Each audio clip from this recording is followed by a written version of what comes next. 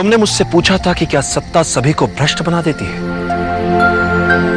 तुमने मुझसे कहा था कि मगध के सिंहासन पर बैठते ही मैं सिकंदर या अन्य राजाओं की तरह हृदयहीन तो नहीं हो जाऊंगा कहीं। तो आज मैं कह सकता हूं चंद्रगुप्त, नियति ने तुम्हारा भविष्य अन्य राजाओं से भिन्न लिखा है।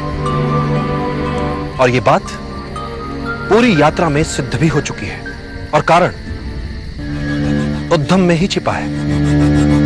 तुम्हारा जन्म अन्य राजाओं या सिकंदर की तरह नहीं हुआ, जिन्हें बचपन से ही मात्र सुविधाएं मिली हों, जिन्हें हर पल विजय युद्धों और बड़े बड़े सम्राटों की कहानियां सुनने को मिली।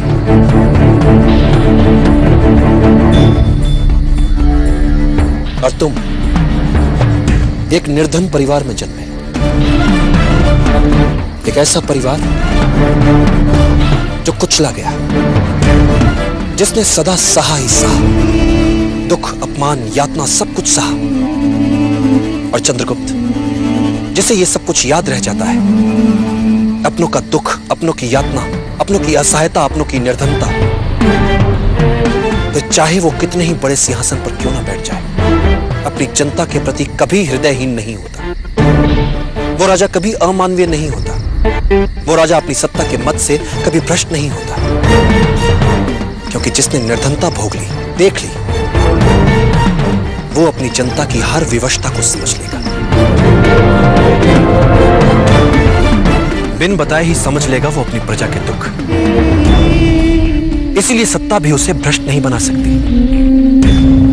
फिर वो अपनी निजी महत्वाकांक्षाओं को पूरा करने के लिए नहीं जिएगा, वरन अपनी सत्ता और शक्ति का उपयोग अपने जैसे गरीबों के जीवन बदलने के लिए करता है। साधारण जन के लिए असाधारण दुनिया का निर्माण करने के सपने देखता है, क्योंकि उसके मन में गरीबों के लिए दर्द होता है। फिर कोई भी शक्ति उसे भ्रष्ट कैसे बना सकती है? इसीलिए तुम अपना अंतिम पण तक दूसरों को देने के लिए सहजता से तैयार हो जाते हो। अपनी मां की अंतिम निशानी तक उन्हें बचाने के लिए दांव पर लगा देते हो, जिन्हें तुम ठीक से जानते तक नहीं। बस उनके दर्द को जाना तो सब कुछ लुटा दिया, उनके लिए कोड़े भी खा लिए। चंद्रगुप्त, तुम दूसरे राजाओं की तरह भ्रष्ट हो ही नहीं सकते।